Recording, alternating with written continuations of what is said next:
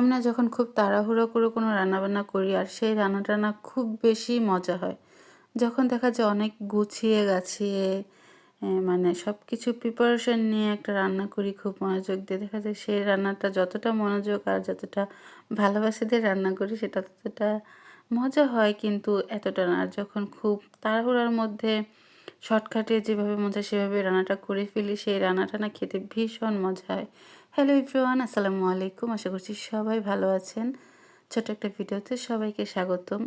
কাছে ও দূরে যে যেখান থেকে আমার ভিডিওগুলো দেখছেন তাদের সবাইকে আমার মনের গভীর থেকে অনেক অনেক ভালোবাসা ও শ্রদ্ধা। তো সেদিন আমার বাসায় আমার ছেলের সব টিচাররা এসেছিল আর তাদের জন্যই খুব শর্টকাটে রান্নাগুলো করছিলাম। আসলে তাদের নাস্তা পানি দিয়ে আমি কিন্তু এই রান্নাগুলো করছিলাম। তো তারাও আসলে না বলেই চলে এসেছিল, তার জন্য যে আগে থেকে যে প্রিপারেশনে রান্নাবান্না করব সেটার সময় আসলে পাইনি। তো তাদেরকে আমি চা নাস্তা পানি দিয়ে কিন্তু তাদের সাথে গল্প করছিলাম আর আমি রান্নাবান্না করছিলাম।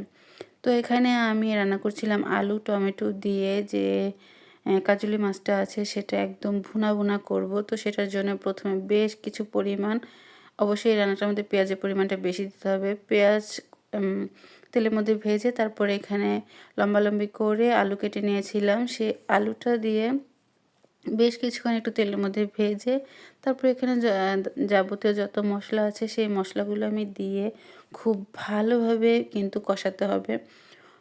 কষানো হয়ে গেলে তারপরে এখানে যে আমি আগে থেকে হলুদ লবণ মরিচ দিয়ে মাছগুলো মাখিয়ে রেখেছিলাম যাতে করে মাছের মধ্যেও মশলাগুলো ঢুকে যায়, তার পরবর্তীতে যাতে মাছটা খেতে খুব একটা খারাপ লাগে না বা ময় মশলা সব কিছু ঢুকে যায়।